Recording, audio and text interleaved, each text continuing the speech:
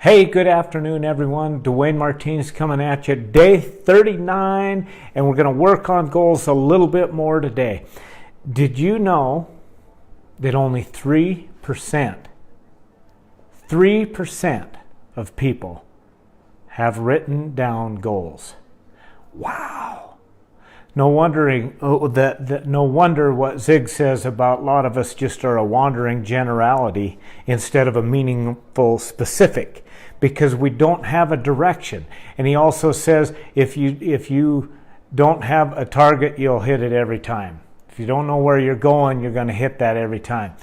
Today I'm going to visit with you about several of the goal planners I've used in the past. It is interesting. I told you yesterday that I am working with Brendon Burchard with his high performance planner. Hey, Deanna from Florida, it's awesome to see you. And one of the awesome things, I'm very excited about this planner because it has some very specific morning mindset to get you in the right frame of mind and an evening mindset for an evening journal. So I'm going to just touch base on a few of these to share that with you for a morning mindset, and how awesome it would be for you to start your day asking these kind of questions. What one thing can I get excited about today? Who is someone that needs me to be on my A game today? A situation that might stress me out or trip me up today might be someone I could surprise with a note, gift, or a sign of appreciation.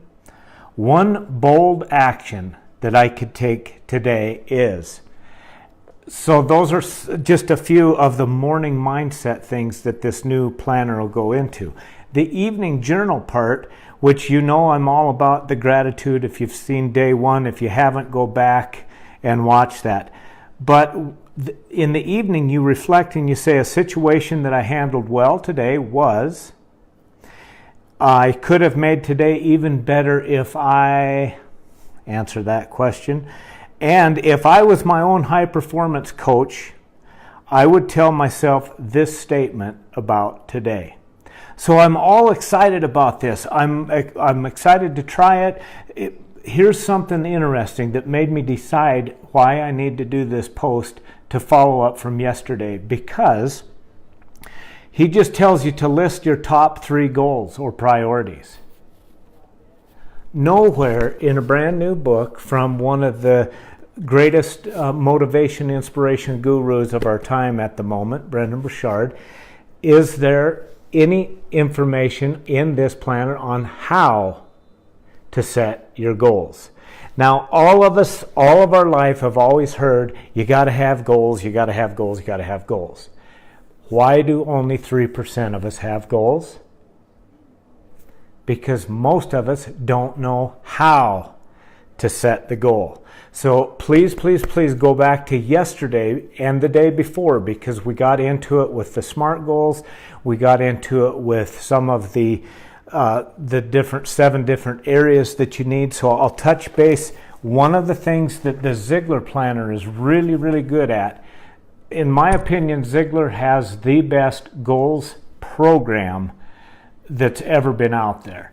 So on this, he talks about, now yesterday we visited about this, so rate yourself on 1 to 10 on your physical goals, how you sit physically, 1 to 10. Family, 1 to 10. Your spiritual goals, 1 to 10. Financial goals, 1 to 10. Where are you at there? Your mental, 1 to 10. Your career goals and your personal goals. And that's one of the things that this planner talks about and has you do so specific. And he gets into that whole program.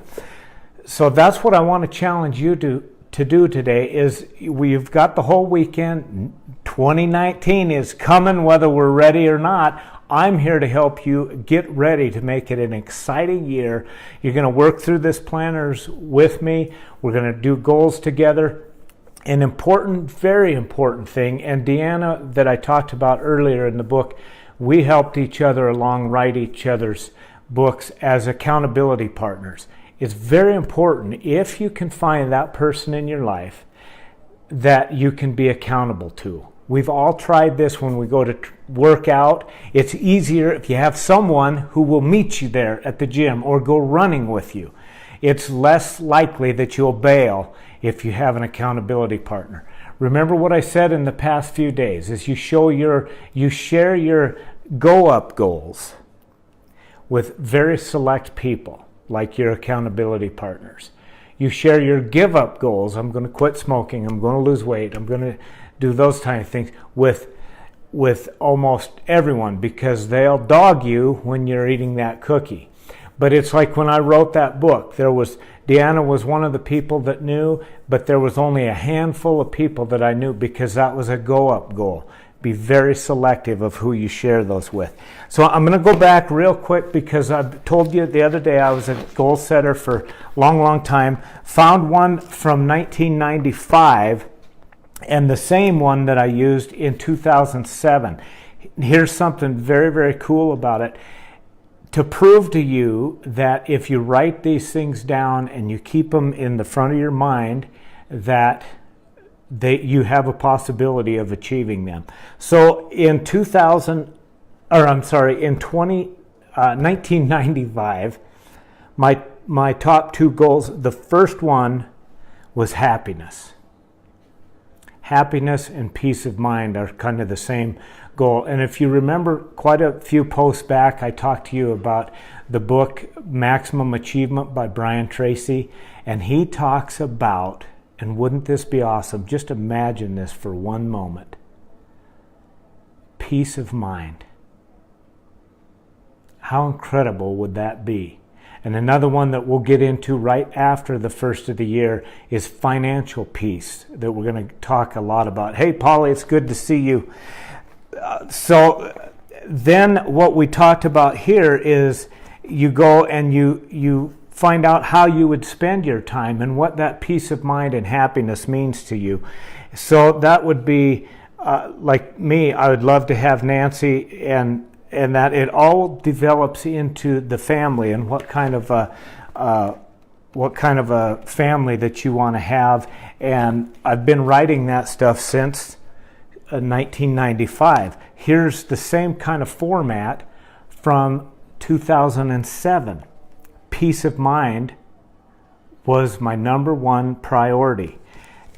My second was happy, harmonious family life with Nancy, Cody, and Blake. And how that would look is spend my time with immediate family, building lasting memories, teaching my boys how to live an incredible life like me, enjoy the simple things in life, playing, creating those memories like we talked about last week, and organize things and share and teach the family and others. Please, please, please, you've got to try this. Try it this year. Try it this weekend. You've got the time. Write down some of the goals in those 7 categories. Rate yourself. Thank you, Polly. It's good to see you too. And remember, if you write these things down, you've moved yourself out of into the 3% category.